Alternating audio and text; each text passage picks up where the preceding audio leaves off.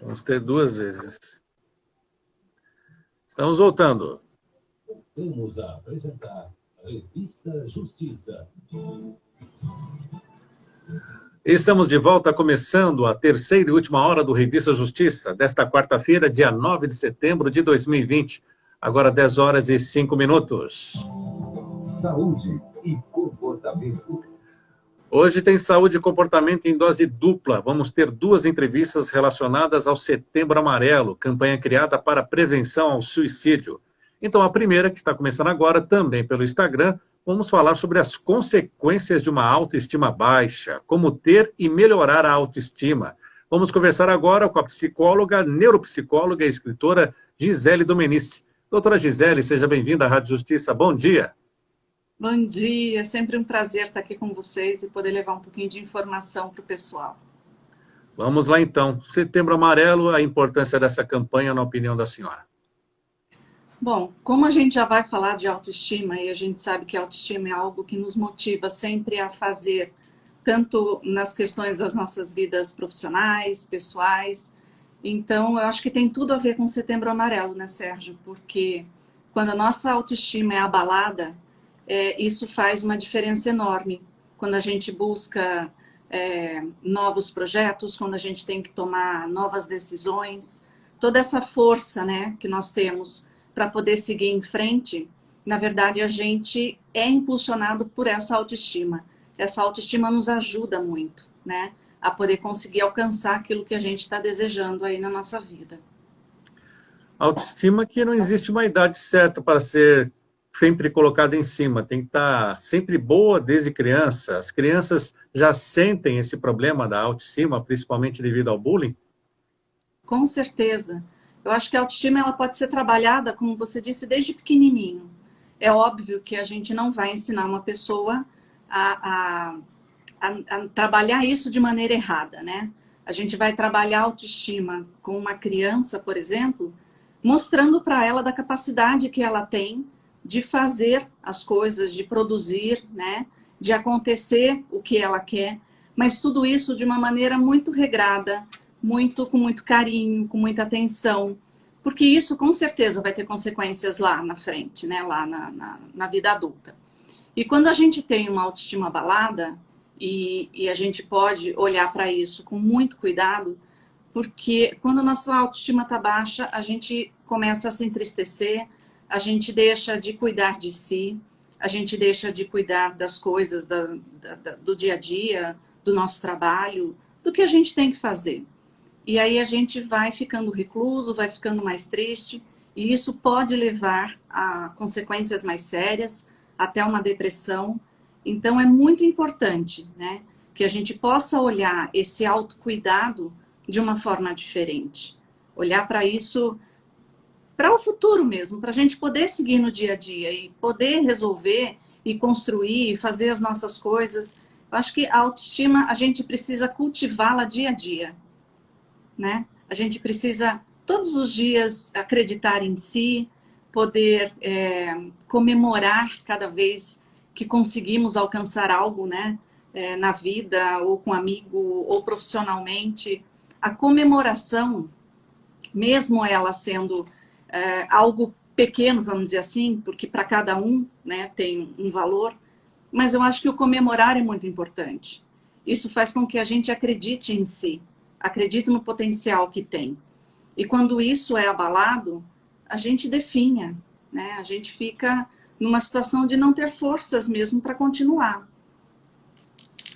Doutora Gisele, voltando rapidamente a essa questão infantil, quando educamos os nossos filhos, o que vemos hoje também são muitos episódios em que pais colocam os filhos como os reis e as rainhas da casa. E aí vai criando aquela falsa autoestima do reizinho que manda, que pode tudo. Depois, quando isso, a realidade mostra que não são necessários, isso também acaba provocando consequências nessa autoestima dessa criança, quando ela passa para uma outra fase da vida? Sim, porque, na verdade, não é trabalhada a frustração com essa criança, né? Porque ele sempre, como você disse, ele é o reizinho da casa, ele pode tudo, ele faz tudo e não tem consequências. E aí lá fora, o mundo não vai acolher essa criança, ou aí esse adolescente, ou esse adulto, da mesma forma. Então, ele não sabe o que é uma frustração. A gente precisa ensinar as crianças desde cedo que frustrações existem e existem para a gente aprender a melhorar, a fazer melhor, né? Cada vez mais. Não precisa ficar comparando uma criança ou um adulto, ou eu ficar me comparando com o outro. Eu preciso olhar para mim e essa criança precisa olhar para si e ver que ela pode fazer melhor aquilo que ela está se propondo a fazer. E se não der certo, olhar para aquilo e ver onde é que eu posso melhorar. Qual o caminho que eu posso tomar diferente para poder fazer com que isso realmente dê certo da próxima vez. Se esse caminho todo, se essa educação se basear deste jeito, aí com certeza esse adulto vai conseguir lá no futuro lidar melhor com as frustrações que acontecem. E a gente sabe que são muitas, né? Agora vamos então trazer de volta a questão da autoestima durante a pandemia. Quais são as consequências de uma autoestima baixa, hein, doutora Gisele? Bom, como eu disse no início, uma autoestima baixa vai fazer com que você não tenha forças para poder seguir em frente. Nessa época que a gente está vivendo agora, de muita ansiedade, né, de medo, tudo isso faz com que a pessoa fique muito assustada e deixe de acreditar em si, algumas vezes. E esse deixar de acreditar em si vai fazer com que ela fique com a sua autoestima mais baixa ainda. Então a gente precisa mudar esse padrão. A gente entende, sabe que tudo que está acontecendo é muito sério, sabemos que estão aí pesquisando e estão fazendo de tudo para que isso possa passar da melhor forma possível. Mas a gente precisa ser muito consciente. E principalmente agora, nessa época de dificuldade, eu acho que essa autoestima pode ser até melhorada, porque eu posso me reinventar, mesmo dentro do meu trabalho, da minha profissão, ou olhar o mercado e ver o que eu posso estar fazendo, né, para que eu possa me sentir útil nesse momento também. Isso também ajuda que eu me sinta bem, que eu me sinta útil, que eu possa estar ajudando o outro, e isso faz com que a minha autoestima melhore. Aí, na verdade, eu vou ter muita criatividade, porque quando a gente está com a autoestima boa, né, alta, a gente tem muita criatividade, a gente cria bastante, a gente tem ideias, e aí precisa, claro, fazer um planejamento para que isso realmente aconteça. E não sair desesperado querendo fazer tudo de uma vez só. Sempre precisamos ter um planejamento para que algo aconteça e que lá na frente possa dar certo, né? Existe excesso de autoestima? Ah, claro. E o excesso de autoestima não é saudável. Porque a gente volta naquela questão mesmo com a criança. Quando eu estou com a minha autoestima muito elevada, é como se fosse aquela criança que acredita que ela pode tudo. E aí eu deixo de olhar para o outro. Eu deixo de sentir e perceber a necessidade do outro. E isso não é bom, porque as pessoas vão acabar se afastando dessa pessoa, né?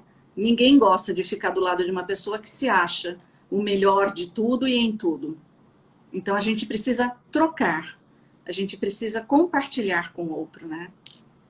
Chegou uma pergunta bacana aqui para a senhora responder. É da Oi. Vanessa. Como trabalhar a Vanessa. autoestima com a criança quando os pais estão com baixa autoestima? Bom, na verdade, aí a gente precisa primeiro trabalhar com os pais, né? Ajudar esses pais aí a compreender o que está acontecendo com eles. E aí sim, depois desse trabalho com os pais, automaticamente, uma criança que vê os seus pais bem, feliz, trabalhando, criando, desenvolvendo, essa criança, ela vai seguir esse exemplo. Porque criança segue o exemplo dos pais, né? Então, automaticamente, isso vai acontecer também. Só que, neste caso específico, o trabalho é com os pais mesmo. E aí tem, né, todo um acompanhamento que a gente pode fazer e verificar onde está, o que está pegando, onde está o problema e o que causou essa diminuição de autoestima. A gente sabe que nesse momento que estamos, muita coisa pode fazer com que essa autoestima diminua, né? Mas a gente precisa olhar para isso também de uma maneira diferente. O sofrimento, ele é real, mas a gente sofre e a gente tem que ver que a gente precisa modificar.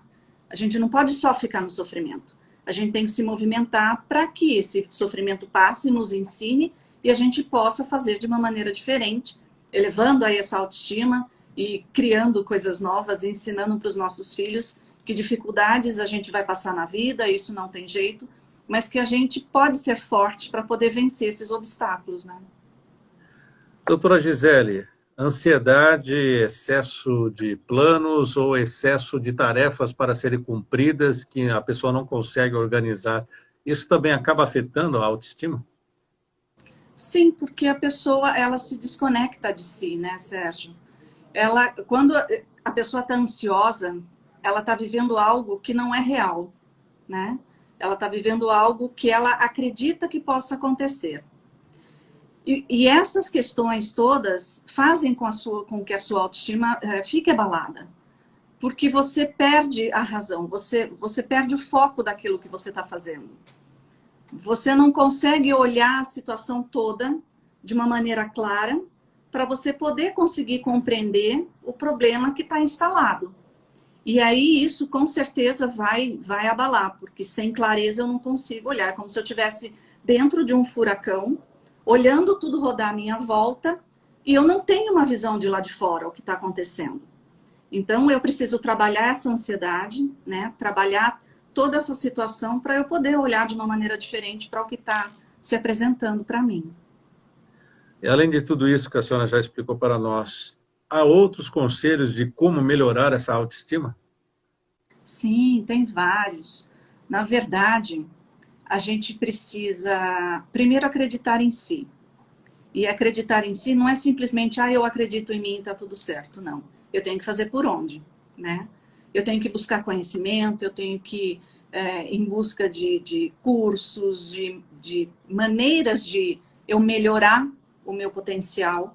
Isso ajuda muito na minha autoestima, porque quando eu vou falar sobre determinado assunto, quando eu vou discutir com uma outra pessoa sobre determinada coisa, no meu trabalho, entre amigos, na família, onde for, se eu tenho conhecimento daquilo, eu consigo trocar com essa pessoa, eu consigo melhorar o meu vocabulário, o meu conhecimento. Esse é um dos passos. Mas eu posso também fazer outras coisas que melhorem o meu estado geral.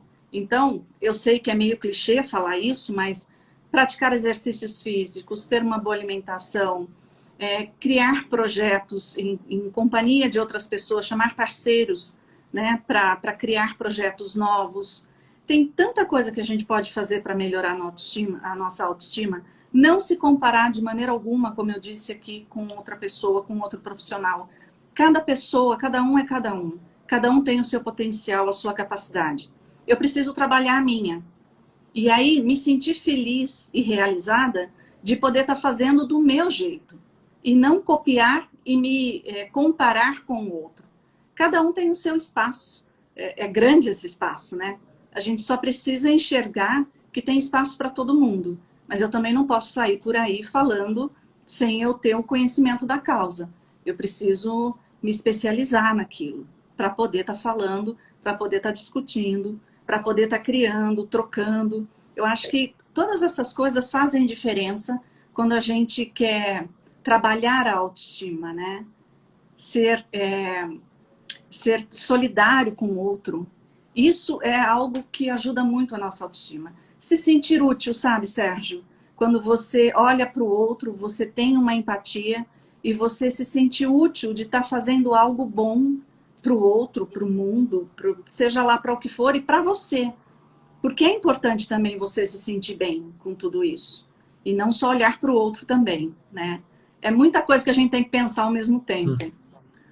E um casal também, em que a autoestima de cada um é diferente, isso também acaba influenciando no dia a dia, no convívio entre os dois, mesmo se não tenha filhos. Se não tem filhos. E é aí que entra a questão do respeito, né? Da individualidade de cada um. Principalmente agora que os casais estão vivendo na mesma casa praticamente 24 horas por dia, né? E alguns defeitos, vamos dizer assim, né? Algumas coisas que não são tão agradáveis ficam mais expostas, vamos dizer. E aí é difícil, né, eu lidar com essa situação. Mas eu acho que se houver um respeito, uma compreensão, vamos sentar aqui, vamos conversar sobre isso, vamos ver o que a gente pode melhorar, isso também ajuda. Ambos os lados ajudando para que eu possa também fortalecer a autoestima daquela pessoa que está junto comigo, para que ela também cresça, para que ela possa alcançar os objetivos dela. Mas principalmente agora, nesse momento, eu acho que o respeito e a conversa é muito importante para a gente poder se ajudar um ao outro. Não só o casal, mas como eu disse agora há pouco, qualquer pessoa, né? Qualquer pessoa que esteja passando por uma situação de mais tristeza, de estar desacreditado em si mesmo, né?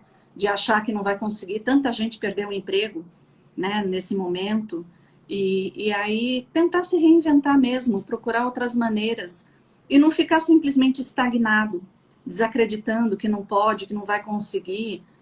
A gente sabe que é difícil, né? Às vezes há necessidade sim de procurar um profissional para ter essa ajuda, para a pessoa poder conseguir olhar de uma maneira diferente para isso. Mas ela sozinha também tem condições, e quem está à volta dela também tem condições de ajudar essa pessoa a conseguir olhar para si. Eu estava lendo outro dia sobre a postura corporal. Isso é algo que influencia também na autoestima. Uma pessoa que ela já é mais assim, corcundinha, já é mais fechada, né?